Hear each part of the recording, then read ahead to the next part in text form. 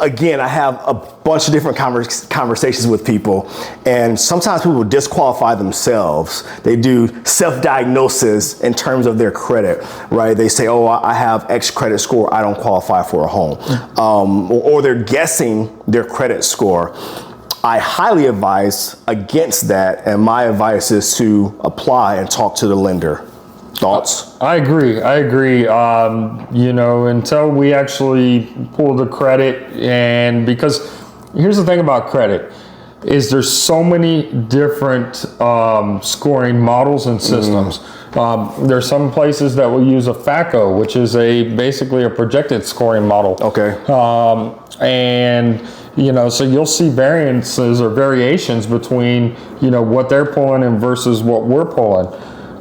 So what they pull, it may not even freaking matter because it's not what you are looking at specifically. Yeah, exactly. Because like, you know, a projected scoring model is just saying, you know, we project your score to be, right. You know, there's a couple apps out there that are very popular that particularly they provide that information, which is good. I mean, because in generalize, I do like to use the programs because let's say you get a bump in your credit score and you notice that your credit score goes up a little bit. Well, it should correlate over to me pulling a credit score too. And it should also probably go up a little bit. Okay. So the correlation is definitely there. But as far as the actual score itself, you know, just like I said, there's so many different scoring models, and we use one of the more strict ones, you know, when it comes to FICO and figuring out the credit score. So again, go have your credit pulled. If you're thinking about buying a house, go talk to a lender versus guessing for yourself. Absolutely, absolutely. And I've even had people think that they didn't have the credit score to qualify, and their credit score was a lot higher than they thought. Gotcha. So, you know, it just depends. You know, there's certain things that,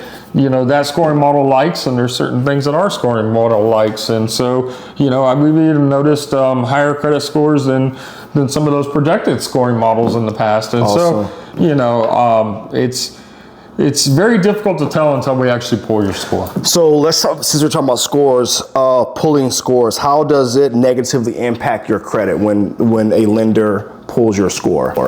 I mean, you get a certain number of inquiries that you can have on your credit report within about a 2-year period. Okay. Unless you're having your credit pulled numerous times, typically it's going to be just a few points, couple points. It's not a big deal.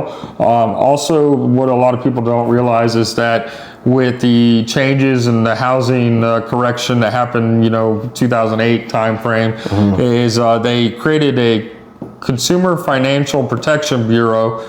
And it's basically to protect consumers with their credit. Okay. And so when consumers are shopping for major purchases like a home or an auto, they can have they have a certain window to have multiple credit pools. Gotcha. And it only actually counts as one. And it's categorized, all right? So it'll be all homes, all autos. Yeah. Okay. Yep. And so, which is nice because, I mean, you know, everybody wants to make sure that they're getting a fair deal and don't want to feel like they're, you know, cornered into having to move forward with something that may not be the best for them. Makes sense.